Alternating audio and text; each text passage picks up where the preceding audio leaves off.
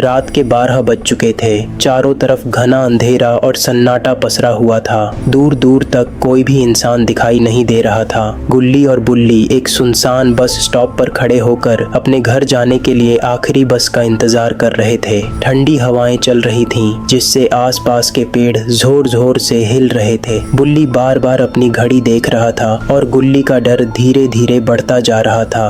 बुल्ली भाई, बहुत रात हो गई है। यहाँ दूर दूर तक कोई गाड़ी नहीं दिख रही है। मुझे इस जगह पर बहुत डर लग रहा है। चलो यहाँ से पैदल ही चलते हैं। अरे डर मत गुल्ली, इतनी रात को पैदल जाना सेफ नहीं है। बस आती ही होगी, थोड़ी देर और रुक जाओ। तभी अचानक सन्नाटे को चीरती हुई एक पुरानी जर्जर बस की आवाज सुनाई देती है। उसकी हेडलाइट्स की रोशनी बहुत धुंधली थी। बस धीरे धीरे उनके पास आकर रुकती है। बस का दरवाजा अपने आप एक भयानक आवाज के साथ खुल जाता है। गुल्ली और बुल्ली बिना कुछ सोचे समझे तुरंत बस के अंदर चढ़ जाते हैं, लेकिन जैसे ही वे अंदर कदम रखते हैं उनके होश उड़ जाते हैं। पूरी बस अंदर से पूरी तरह खाली थी। न कोई सवारी थी और न ही ड्राइवर की सीट पर कोई ड्राइवर था। बस अपने आप ही तेज रफ्तार में आगे बढ़ने लगती है। बुल्ली भाई, इस बस में तो कोई ड्राइवर ही नहीं है। यह बस अपने आप कैसे चल रही है? हमें तुरंत यहाँ से बाहर निकलना होगा। गुल्ली, इस बस का दरवाजा और खिड़कियाँ सब जाम हो चुके हैं। यह तो कोई भूतिया बस है।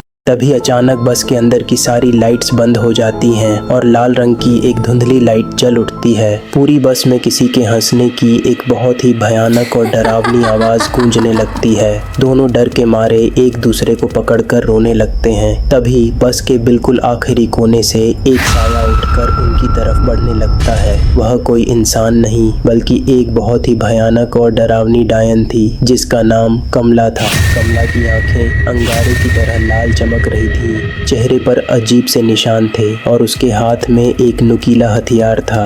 वह धीरे धीरे गुल्ली और बुल्ली की तरफ कदम बढ़ा रही थी। तुम दोनों मेरे बस में आ तो गए हो, लेकिन अब यहाँ से जिंदा वापस कभी नहीं जा पाओगे।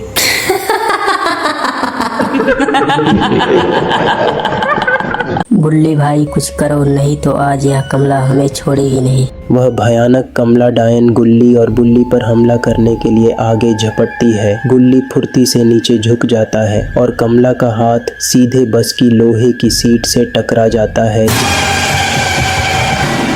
बुल्ली को तभी पास में एक इमरजेंसी हैमर दिखाई देता है। बुल्ली पूरी ताकत से उस हथौड़े को बस के पीछे वाले शीशे पर मारता है। शीशा चकनाचूर हो जाता है। गुल्ली, रास्ता खुल गया है, जल्दी से बाहर कूदो, भागो। गुल्ली और बुल्ली बिना एक पल गंवाए चलती हुई बस से सीधे बाहर जमीन पर कूद जाते हैं। वे दोनों झाड़ियों में गिरते हैं, लेकिन उन्हें चोट नहीं लगती। जब वे पीछे मुड़कर देखते हैं तो वह भूतिया बस हवा में गायब हो चुकी थी और दूर दूर तक सिर्फ सन्नाटा था। दोनों की जान में जान आती है।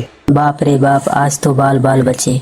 बुल्ली भाई, अब कभी रात को बस का इंतजार नहीं करूंगा। दोनों रात के अंधेरे में अपने घर की तरफ भागने लगते हैं। वे बच तो गए थे, लेकिन क्या वह भयानक कमला डायन सच में गायब हो चुकी थी या वह उनके घर पहुंचने का इंतजार कर रही थी?